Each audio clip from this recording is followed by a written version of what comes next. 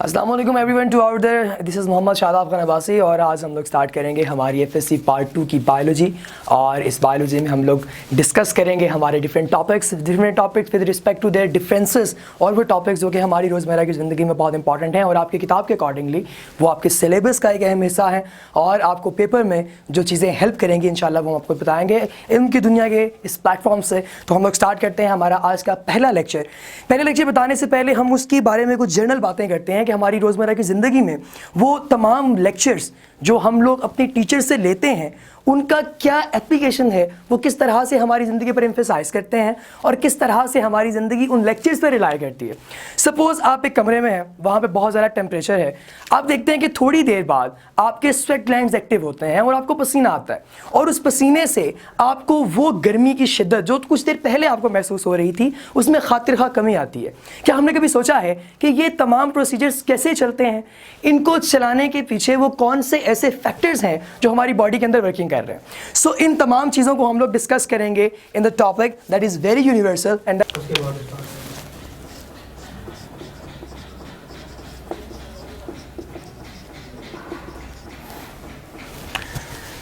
Now ladies and gentleman, what is homeostasis basically. हमें ये पता है कि हमारे आउटर एनवायरनमेंट में बहुत सारी ऐसी फ्लक्चुएशंस आती हैं, बहुत सारे ऐसे चेंजेस आते हैं जो डायरेक्टली या इनडायरेक्टली हमारी बॉडी की नॉर्मल फंक्शनिंग को डिस्टर्ब कर सकते हैं। उन तमाम चीज़ों को हमने अगर ठीक करना है या हमारी बॉडी ने उन तमाम एक्सटर्नल इम्पल्सेस के ख़िलाफ़ कोई एक्शन रिएक्शन देना है तो वो रिएक्शन हमारा सेंट्रल नर्वस सिस्टम कंट्रोल करेगा और हमारी बॉडी को बाहर के तमाम हार्म्स, फ्लक्चुएशंस और चेंजिंग से बचाने के लिए जो हमारी बॉडी का एक्चुअल मैकेनिज्म है उसकी स्टडी को हम लोग नाम देते हैं that is homeostasis. First of all let us talk about different factors which are actually affecting our body. वो कौन से ऐसे फैक्टर्स हैं जो हमारी बॉडी को इफेक्ट कर रहे हैं। फर्स्ट ऑफ ऑल हमें पता है कि हमारे इर्द गिर्द जो मेन चीज़ है that is gases. These are the gases which actually make out this whole atmosphere। ये एटमॉस्फेयर बनता है और इस एटमॉस्फेयर के अंदर हम लोग लिविंग हैं। अब हम लिविंग ऑर्गेनिज्म जो इस एटमॉस्फेयर का हिस्सा है, हमारे इस एटमॉस्फेयर की डिफरेंट जो गैसेस हैं, ये गैसेस हमारे ऊपर लगातार एक टेम्परेचर जो है वो पुट कर रहे हैं। अब इस टेम्परेचर से हमारी बॉडी ने बचना है और अपने नॉर्मल बॉडी टेम्परेचर यानी 37 डिग्री सेल्सियस को उन्होंने बरकरार रखना है। उस 37 डिग्री सेल्सियस को बरकरार कैसे रखा जाएगा? इसको बरकरार इस तरह से रखा जाएगा कि हमारे स्वेट ग्लैंड्स एक्टिव होंगे जब हमें गर्मी लगे और हमारी बॉडी का टेम्परेचर बैलेंस हो, और जब कभी हमें सर्दी लगे और आउटर एटमॉस्फेयर का टेम्परेचर हमारे नॉर्मल बॉडी टेम्परेचर से डाउन चला जाए तो हमारी बॉडी थर्मोजेनेसिस करेगी। वो शिवरिंग हो सकती है, वो नॉन शिवरिंग हो सकती है, हम उसके बारे में बाद में डिस्कस करेंगे उसके टॉपिक से रिलेटेड। और अब हमारी बॉडी के अंदर टेम्परेचर से रिलेटेड जो रेगुलेशन होती है, जिस regulation is termed as thermoregulation. Now this thermoregulation is basically responsible for the regulation of body temperature to maintain the normal body temperature to 37 degree centigrade for the normal functioning of our human body। इसके अलावा एक और important चीज़ जो हमारी रोज़मर्रा की ज़िंदगी में हमें बहुत ज़्यादा काम आती है that is water। वाटर के बगैर ज़िंदगी का सर्वाइवल मुमकिन ही नहीं। सो इस पानी से हम लोगों ने अगर अपनी बॉडी को बरकरार रखवाना है, पानी से अपनी बॉडी की नॉर्मल फंक्शनिंग करवानी है, तो पानी की बॉडी के अंदर जो कॉन्सेंट्रेशन है वो डिस्टर्ब नहीं होनी चाहिए। तो इस कॉन्सेंट्रेशन को डिस्टर्ब ना होने देने के लिए हमारी बॉडी में जो पानी और पानी के साथ रेलिवेंट सॉल्ट्स, इलेक्ट्रोलाइट्स और आयंस की जो मूवमेंट है उसको हम लोग नाम देते हैं ऑस्मो रेगुलेशन। हम लोगों ने मैट्रिक क्लास में भी ऑस्मोसिस, ऑस्मो रेगुलेशन के बारे में कुछ थोड़ा बहुत हम लोगों ने पढ़ा है, हम लोगों ने सुना है अपने टीचर से, लिहाजा ये कोई रॉकेट साइंस नहीं है, इसका कंसेप्ट आप सभी लोगों के पास मौजूद है। अब जो ऑस्मो रेगुलेशन है ये बेसिकली हम लोगों की ज़िंदगी में एम्फेसाइज करवाती है कि किस तरीके से जो पानी है वो हमारी बॉडी के अंदर मूवमेंट शो करवाता है और इससे हमारी जो बॉडी है वो बॉडी किस तरह से अपनी नॉर्मल फंक्शनिंग परफॉर्म करती है। सो ऑस्मो रेगुलेशन के बाद अगर हमारे पास एक इंपॉर्टेंट प्रोसीजर और है तो उस इंपॉर्टेंट प्रोसीजर को हम लोग नाम देंगे excretion. Now what is this excretion? वो तमाम वेस्ट मटेरियल्स जो बॉडी से बच जाते हैं, वो वेस्ट मटेरियल्स यानी जो बॉडी में अब डाइजेशन के बाद या इनटेक के बाद वो तमाम मटेरियल जो न्यूट्रिशन से होने के बाद हमारी बॉडी के लिए एक वेस्ट मटेरियल है, वो आपकी बॉडी से एक्सक्रीट आउट कर दिया जाता है, निकाल दिया जाता है थ्रू लार्ज इंटेस्टाइन। और इस प्रोसीजर को हम लोग नाम देते हैं एक्सक्रीशन का। और एक्सक्रीशन के नतीजे में हमारी बॉडी में जितने भी फजूल जो वेस्ट मटेरियल्स हैं जिनकी हमारी बॉडी को ज़रूरत नहीं है, उन सबको निकाल दिया जाता है। Either they are in solid form or they could be in liquid form, plus a gaseous form is also present। इन तीनों फॉर्म्स के अंदर ये वेस्ट मटेरियल हमारी बॉडी से एक्सक्रीट आउट हो सकते हैं।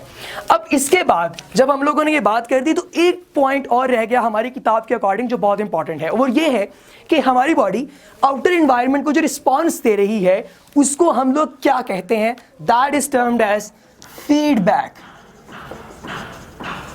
और इस मैकेनिज्म को हम लोग साथ इसके नाम का हिस्सा बनाएंगे। This is feedback mechanism. It is of two types. First of all this is positive feedback mechanism और it could be negative feedback mechanism. हम लोग अक्सर शोज वगैरह प्रोग्राम्स में देखते हैं कि एंड पर वो आप लोगों से कहते हैं कि अगर हमें आपको हमारा शो अच्छा लगा है तो हमें पर फीडबैक दीजिए। वो फीडबैक बेसिकली क्या है, वो रिस्पॉन्स है आपका उस पर्टिकुलर शो के मुतालिक जिसने आपके ऊपर कोई चेंज लाया है। अब हमारे पास जो पॉजिटिव और नेगेटिव फीडबैक मैकेनिज्म है, इनमें डिफरेंस क्या है बेसिकली, अगर आपकी बॉडी किसी आउटर इम्पल्स के खिलाफ पॉजिटिव रिस्पॉन्स दे रही है, यानी जैसे कि अगर हमारे पास कोई हार्मोन है जो बॉडी की किसी डेवलपमेंट में अपना किरदार अदा करे, like oxytocin, if a baby is he is getting the milk from his mother, तो उसकी मदर में जो फीडबैक जनरेट होगा that would B positive feedback mechanism, जो मिल्क की प्रोडक्शन को, मेमोरी ग्लैंड एक्टिवेशन को मजीद जो है वो फास्ट करेगा और अच्छा करेगा, बेहतर करेगा। That is positive feedback mechanism. और अगर हम ऐसा देखें कि हमारे आउटर एटमॉस्फेयर में टेम्परेचर बढ़ रहा है, तो उस टेम्परेचर के उसको मिनिमाइज करने के लिए, उसके इफेक्ट को नलीफाई करने के लिए हमारे स्वेट ग्लैंड्स एक्टिव होंगे। अब इन स्वेट ग्लैंड्स ने जो आउटर एटमॉस्फेयर पे रिस्पांस दिया है, that will be termed as negative feedback mechanism.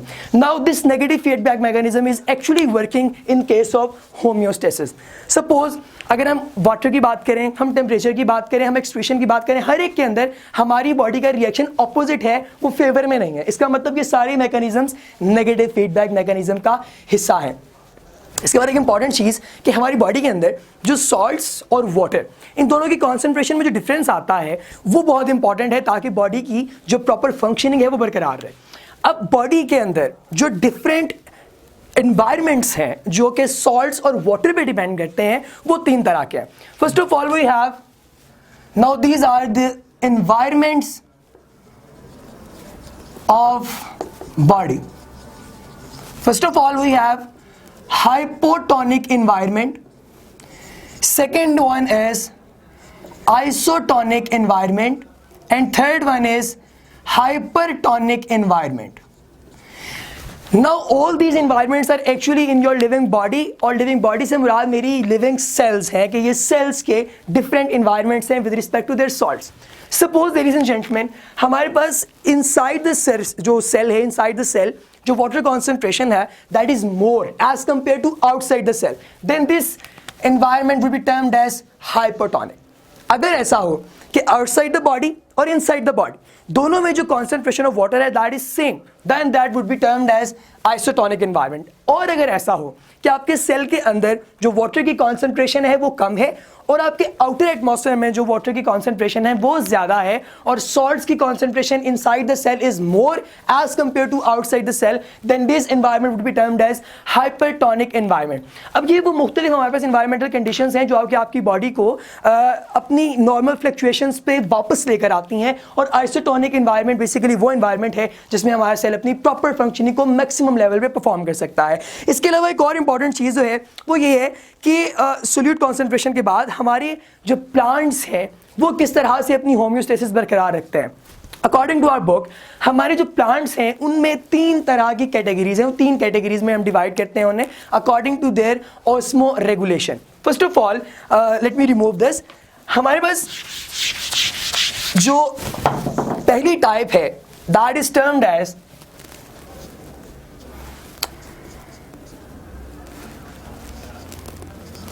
Hydrophytes. Now what are hydrophytes? Hydrophytes are basically all those plants जो कि पानी की एक्सेस में रहते हैं, जहाँ पे बहुत ज़्यादा पानी है और उस पानी के अंदर वो रह रहे हैं. सपोज वाटर लिलीज वगैरह या ऐसे पौधे जो कि किसी जौहड़ में, किसी तालाब में, किसी नदी में वहाँ पे उगते हैं. So all those plants are basically termed as hydrophytes. और ये हाइड्रोब्लव्स फाइट जो है this represents plants और hydro as all of you know that is water. so hydrophytes वो हैं जो कि बहुत ज़्यादा एक्सेस में मौजूद होते हैं, एक्सेस ऑफ वाटर के अंदर. अब इनके अंदर वो कौन सी अडाप्टेशंस हैं जो बेसिकली हेल्प करती हैं हाइड्रोफाइट्स को कि वो अपनी बॉडी की ऑस्मोरेगुलेटरी जो फंक्शनिंग है उसको बरकरार रखें. फर्स्ट ऑफ ऑल इनके अंदर ट्रांसपीरेशन का जो प्रोसीजर है that is maximum. Transpiration is maximum. Transpiration के बाद इनकी जो प्रॉपर फोटोसिंथेसिस की जो फोटोसिंथेसिस का रेट है वो बाकी प्लांट्स के इसमें थोड़ा ज़्यादा होगा ताकि मैक्सिमम प्रोडक्ट जो है इसके अंदर फॉर्म हो सके. और दूसरा, ये साइज़ में बहुत ज़्यादा बड़े नहीं हो पाते बिकॉज ये हाइड्रोफाइट्स के अंदर वाटर की मूवमेंट बहुत ज़्यादा होगी और इसके साथ साथ सॉल्ट्स वगैरह भी बहुत ज़्यादा मौजूद होंगे. अब हाइड्रोफाइट्स के बाद जो दूसरी टाइप हमारे पास आती है that is mesophyte. Now the word meso, as some of you know, कि मीजो का मतलब है सेंट्रल. यू नो, सेंट्रल यानी कि इन बिटवीन, नॉट बहुत ज़्यादा तेज, नॉट बहुत ज़्यादा लो, in center. You know, that is a moderate term, moderate alternative term, that is mesophyte. So mesophytes are basically those plants जो के central level of water के अंदर रहते हैं. जैसे कि इलाके जहाँ पे पानी की जो है वो फ्राहमी बहुत मीडियम हो, बहुत ज़्यादा भी ना हो और बहुत कम भी ना हो, तो उस तरह के एरिया में mesophytes हैं वो ग्रो करते हैं. लाइक हमारे पास कॉमन जो फ्रूट्स वगैरह हैं उनके जो प्लांट्स हैं all of them are mesophytes basically. और जो तीसरी टाइप है that is xerophytes. Now what are xerophytes? Xerophytes are basically all those plants जो कि ऐसे इलाकों में ग्रो करते हैं जहाँ पे वाटर की कॉन्सेंट्रेशन बहुत क्रिटिकल होती है, बहुत ही लो पैमाने पे वाटर वहाँ पे मौजूद होता है. उनको हम लोग नाम देते हैं xerophytes का. सपोज हमारे पास कैक्टस जो है वो एक xerophyte है बिकॉज कैक्टस आपने देखा कि कैक्टस जहाँ पे उगता है सहराओं में, डेजर्ट्स में, वहाँ पे पानी की कॉन्सेंट्रेशन बहुत ही कम होती है. और इन्होंने एडाप्टेशन जो क्रिएट की हुई होती हैं वो ये कि इनके आउटर मोस्ट जो लेयर्स हैं दे आर वेरी थिक ताकि ट्रांसपीरेशनल लॉस जो है वो मिनिमम हो सके. इसके अलावा ये अपने पत्तों को जो है वो मॉडिफाई करके उनको नोकीले बना देते हैं, यानी कि जिनको हम कांटे कहते हैं, थॉर्न्स, ये वो बन जाते हैं ताकि इसके अंदर से वाटर जो है वो लॉस ना हो सके. और ये अपने अंदर पानी की एक बहुत बड़ी क्वांटिटी को स्टोर रखते हैं ताकि वक्त आने पे उस पानी को इस्तेमाल कर सकें और फर्दर जो है अपने प्रोसीजर्स को प्रॉपर्ली परफॉर्म कर सकें.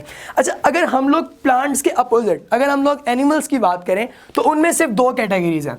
इन animals there are just two categories. First of all we have osmoconformers and the second one is osmoregulators. इनके नाम बेसिकली बताते हैं इनकी फंक्शनिंग को. वो हैं जो osmoconformers हैं. Osmoconformers are basically those plants, वो प्लांट जो कि अपने अंदर those animals, I'm talking about plants, those animals जो कि अपनी बॉडी के अंदर अपना वाटर लेवल, अपना आयोनिक बैलेंस, अपना salt solute, each and everything का बैलेंस मेंटेन रखें. जिस तरह हम लोगों ने बात की वार्म ब्लडेड ऑर्गेनिजम्स की, वो अपने ब्लड का टेम्परेचर, अपनी बॉडी टेम्परेचर को मेंटेन रखते हैं, बिल्कुल इसी तरह ऑस्मोकन्फॉर्मर्स हमारे पास वो वाले एनिमल्स हैं जो कि अपने बॉडी का सॉल्ट एंड वाटर लेवल जो है वो बरकरार रखते हैं चाहे किसी भी तरह का कोई प्रॉब्लम आ जाए. उनको हम लोग नाम देते हैं ऑस्मोकन्फॉर्मर्स का. अगर ये मरीन वाटर में है तब भी ऐसा ही होगा, ये अपने आप को बरकरार रखेंगे, अपने टेम्परेचर को, अपनी बॉडी टेम्परेचर के अलावा इनके अंदर जो सॉल्ट्स एंड सोल्यूट कॉन्सेंट्रेशन हैं उनको, और इसके अलावा इनकी जो बॉडी के अंदर कोई चेंजिंग है ऑस्मो रेगुलेशन की वो नहीं आती बिकॉज इन्हें ज़रूरत नहीं पड़ती, ये उसको मेंटेन रखता है. और जो ऑस्मो रेगुलेटर्स हैं इनका चूँकि नाम बता रहा है osmo, that is water related of course, और साथ आइंस, और उसके बाद रेगुलेटर्स के ये रेगुलेशन परफॉर्म करवाता है. So osmoregulators are basically those animals जो कि पानी और सॉल्ट्स की कॉन्सेंट्रेशन लगातार जो है उसको वो उसमें वेरिएशन लेकर आ रहे हैं, उसको तब्दील कर रहे हैं. और उसकी वजह ये है कि इनके अंदर वाटर और आयंस की जो कॉन्सेंट्रेशन है, सॉल्ट्स की कॉन्सेंट्रेशन है, वो परमानेंट नहीं रहती. So that's why these are called osmo regulators. So ladies and gentleman, this was the whole topic relevant to homeostasis, osmo regulation, environmental factors etcetera. और अगर आप लोगों को कोई क्वेश्चन है तो you can email us on our email address. And for today, this is all. Thank you so much. Hope to see you once again. Thank you so much.